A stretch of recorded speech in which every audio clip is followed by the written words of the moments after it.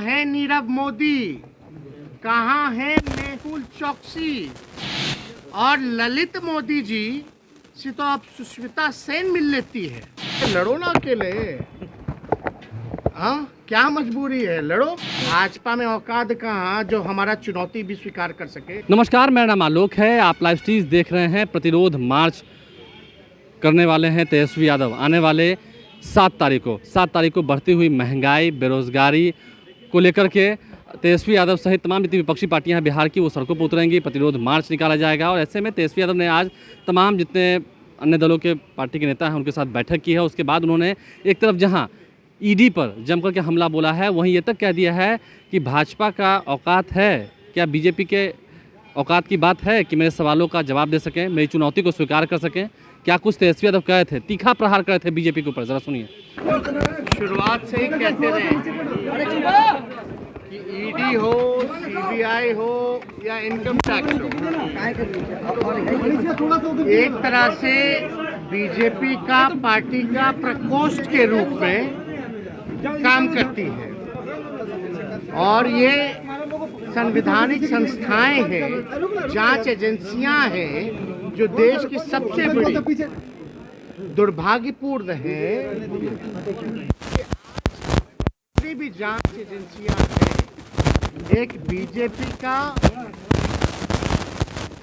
Party का प्रकोष्ठ जैसे होता है वैसे बन के रहेगी। मतलब बीजेपी के हाथ में खिलौना। किस बात का है कि जितने लोग भी जांच एजेंसी में हैं आज मजबूरन उनसे ऐसा काम कराया जा रहा है क्योंकि दबाव इन अधिकारियों पे इतना ज़्यादा है कि न्यायपूर्वक जांच नहीं हो पाती है। जांच केवल विपक्ष की होती है। हमको जांच से कोई डर नहीं है, लेकिन जो सच्चाई है हम याद दिलाना चाहेंगे उन जांच एजेंसियों को कि विजय माल्या कहाँ है भैया, कहाँ है नीरव मोदी, कहाँ है मेहुल चौकसी और ललित मोदी जी से तो अब सुष्मिता सेन मिल लेती है। और हाल में ही उन्होंने ट्वीट करके जानकारी दी कि सुष्मिता सेन उनकी गर्लफ्रेंड है। लेकिन जांच एजेंसियों के लिए जो देश के अरबों खरबों पैसा जो डिमोनेटाइजेशन में, नोटबंदी में जो बैंक में जमा किया लोगों ने, उसको लेकर के जो लोग भागे, लोन लेकर के जो भागे, यानी बैंक जिससे नुकसान में आ गई, घाटे में आ गई, कई बैंकें बंद हो गई। आज उसको कोई नहीं ढूंढ रहा। ढूंढा किसको जाता है तो कांग्रेस के लोगों को, आरजेडी के लोगों को, टीएमसी के लोगों को, चाहे ठाकरे जी के लोग हों, चाहे जो भी समाजवादी पार्टी के लोग हों, इन लोगों का देखो भैया दो तरीका है। जो भाजपा की जो सोच है, जो भाजपा की यही सोच है, इस रूप में काम करती है। जो बिकेगा उसको खरीदो, ये पहली सोच। दूसरा सोच कि जो डरेगा उसको डराओ। यही दो सोच से भाजपा काम कर रही है और अफसोस है, तरस है, आता है हमको उस जांच एजेंसियों पे कि आज एक गुलाम के रूप में लोग काम कर रहे हैं। और मैं दावे के साथ कह सकता हूं कि जो जो जांच अधिकारी इन सारी चीज़ों में लिप्त हैं, जो विपक्षी नेताओं के यहाँ झूठा मुकदमा करके फंसाने का काम करते हैं, उनका प्रमोशन तुरंत हो जाता है। आप रिकॉर्ड चेक कर लीजिए, जो जो आरोप कहीं भी रहा हो उसका प्रमोशन तात्कालीन हुआ है, उसको इनाम मिला है। चिंता इस बात की करनी चाहिए कि जो लोग कहते थे कि नोटबंदी के बाद भ्रष्टाचार मिटेगा, आतंकवादी घटनाएं घटेंगी, आज उनके शासन में भ्रष्टाचार बढ़ा है, देश के संपत्तियों को बेचा जा रहा है और आतंकवादी घटनाएं बिहार जैसी धरती पर जो है लोग पकड़ा रहे, जांच में नाम में शामिल, जांचों में आ रहा है। तो ये कहीं ना कहीं से जो लोग दावा करते थे, आप बताओ 25-25 करोड़ 50-50 करोड़ रुपए नगद बरामद हो रहा है, तो आप कल्पना कीजिए कि इनका झूठा वादा था कि नहीं था डिमोनेटाइजेशन का, नोटबंदी का। ये बीजेपी के लोग देश को नहीं चला रहे, ये देश को आगे नहीं बढ़ा रहे, ये आरएसएस के एजेंडे पर मनुस्मृति को लागू करना चाहते हैं, जो कि और देश में जो जहर जो बोया जा रहा है, यानी असल मुद्दे पे चर्चा ना हो, आज बेरोजगारी पे बात ना हो, आज महंगाई पे बात ना हो, किसान पे बात ना हो, नौजवान पे बात ना हो, शिक्षा स्वास्थ्य पे बात ना हो। आप जैसे जो पत्रकार हैं, नौजवान हैं, पढ़े लिखे हैं, आज दिन रात मेहनत करके यहाँ हैं, कितना कमा लेते हैं? 15,000। कितना खर्च होता है आपका? कितना खर्चा है? कुछ नहीं बचता आप लोगों के पास। जब आप लोग जो मिडिल क्लास फैमिली है या लोअर मिडिल क्लास फैमिली है, उसकी स्थिति ये हालत है महंगाई में, तो जो ज़मीनी स्तर पे जो गरीब गुरबा है, आप कल्पना कीजिए कि उसकी क्या स्थिति होगी, उसका घर कैसे चलता होगा। तो घर में बीमार पड़ जाए तो इलाज नहीं। तो इसलिए 7 तारीख को हम लोगों का पूर्व में ही निर्धारित कार्यक्रम रहा है महागठबंधन का। बेरोजगारी, महंगाई, सुखाड़, बाढ़, भ्रष्टाचार, इन सभी जो रियल मुद्दे हैं, असल मुद्दे हैं, इसको लेकर के हम लोग मजबूती के साथ जो जन सरोकार के जो मुद्दे हैं, इसको लेकर के हम लोग उठाएंगे।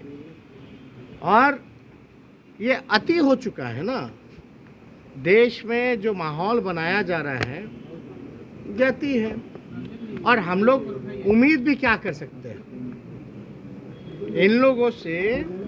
तो यही उम्मीद की जा सकती है। अब कोई मतलब कि ठीक है, पॉलिटिकल वेंडेटा तो है ही, लेकिन जब अटल जी अडवाणी जी होते तो एक शिष्टाचार भी होता था। भले विपक्ष होता था, उस समय भी सत्ता होती थी, लेकिन इस तरह से किसी को अपना दुश्मन बना करके टारगेट नहीं किया जाता था। आज या तो आप गुलाम बनिए या तो आप लड़ करके मरिए। कुछ लोग डरने वाले डरते हैं, बिकने वाले लोग बिकते हैं, लेकिन राष्ट्रीय जनता दल का हर एक सिपाही इनके डराने से और इनके खरीदने से बिकने वाला नहीं है, डरने वाला नहीं है। हम लोग लड़ना पसंद करेंगे, लड़ के मरना पसंद करेंगे, लेकिन अपनी जो विचारधारा है सामाजिक न्याय और धर्मनिरपेक्षता की, और ये देश बनाना चाहते हैं, जो गुलाम बनाना चाहते हैं, वो हम लोग बनने के लिए बिल्कुल तैयार नहीं है। हम लड़ेंगे, आखिरी दम तक लड़ेंगे, और जनता का साथ मिलेगा। और अकेले हवा निकल ना गया था इन लोगों का। इन लोगों बताइए, आज तक भाजपा अकेले नहीं लड़ पाई। कूद के कोई नेता आता है, जाता है, आता है, जाता है, लेकिन हिम्मत देखिए, है ही नहीं, जिगर नहीं है। फलना तक ये हमारे नेता रहेंगे, चिल्ला तक ये हमारे नेता रहेंगे। अरे लड़ो ना अकेले, हाँ क्या मजबूरी है, लड़ो। बीजेपी को आप चुनौती दे रहे हैं, बीजेपी अरे को भाजपा में औकात कहाँ जो हमारा चुनौती भी स्वीकार कर सके? औकात है ही नहीं इन लोगों में। अरे इनके प्रदेश अध्यक्ष तो हमारे पार्टी में सब लोग था। सब इसी भाजपा के जो राष्ट्रीय अध्यक्ष वो कहते हैं कि आने वाले समय में क्षेत्रीय पार्टी खत्म होने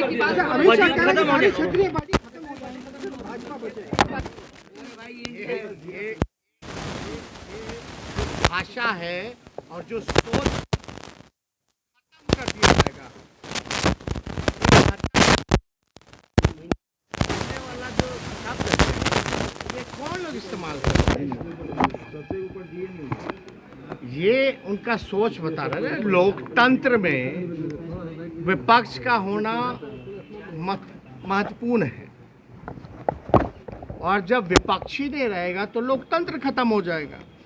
यानी उनका टारगेट जो हम बताएं, आरएसएस का जो एजेंडा है, विपक्ष को खत्म करना नहीं बल्कि डेमोक्रेसी, लोकतंत्र को खत्म करना। इसलिए ये भाजपा के लोगों से बिहार के लोग सचेत रहे। हमारे बिहार को चुनौती है। ये भाजपा के लोग बिहार के धरती पे लोकतंत्र की जननी में आकर के लोकतंत्र को चुनौती दे रहे हैं। ये हम लोग स्वीकार नहीं करेंगे।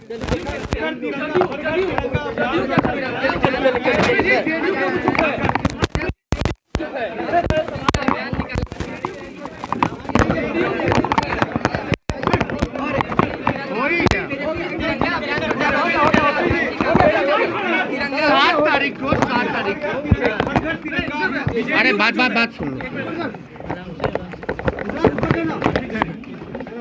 तिरंगा जो है, तिरंगा भाजपा के लोगों ने नहीं बनाया है।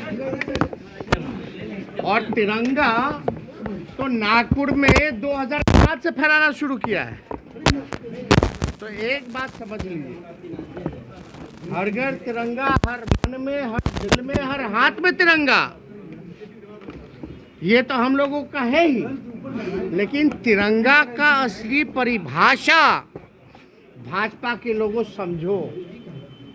हमारी अलग अलग भाषा, अलग अलग पहनावा, अलग अलग बोली, दिखने में अलग अलग है, खान पान अलग अलग है, लेकिन हम सब एक हैं। चाहे हिंदू हो, मुस्लिम हो, सिख हो, ईसाई हो, हम सब भाई भाई हैं। और वी द पीपल, जब भी आप संविधान देखेंगे तो वी द पीपल। तो जब तक कोई जमीन का टुकड़ा नहीं ना, हम सब मिलकर के देश है। अगर हिंदू नहीं रहेगा, मुसलमान नहीं रहेगा, सिख नहीं रहेगा, ईसाई नहीं रहेगा, अलग अलग राज्य नहीं रहेगी, अलग अलग भाषा नहीं रहेगी, तो किस बात का हमारा देश अमूल? तो असली परिभाषा जो है तिरंगा, जो ये फहराने की बात करते हैं, अरे हमारे दिल में, हमारे हाथ में हर वक्त तिरंगा रहता है, लेकिन तुम लोग एक ही रंग की तिरंगा की बात करते हो, तो तिरंगा को वास्तविकता में लागू कीजिए। तो तेजस्वी यादव ने क्या कुछ कहा है, अपने तमाम बातों को सुना है। देखना यह है कि आने वाले समय में तेजस्वी यादव जिस तरीके से बीजेपी पर हमलावर हैं, क्या कुछ बातें सामने निकल के आती हैं। प्रतिरोध मार्च जिस दिन होगा उस दिन कैसे सड़कों पर भीड़ लगेगी, और फिर उस दिन तेजस्वी यादव क्या कुछ कहेंगे। बीजेपी पर सीधा निशान साध रहे हैं, आरएसएस पर तंज कस रहे थे, जो तिरंगा यात्रा निकाली जा रही है बीजेपी नेताओं द्वारा उस पर भी तंज कसे हैं। क्या कुछ कहे थे तेजस्वी यादव, हमने पूरी बातों को आपको सुनवाया है। आप प्लास्टिक साथ बने हैं, हमारे चैनल को सब्सक्राइब कर लें, साथ साथ फेसबुक पेज भी लाइक करें। धन्यवाद।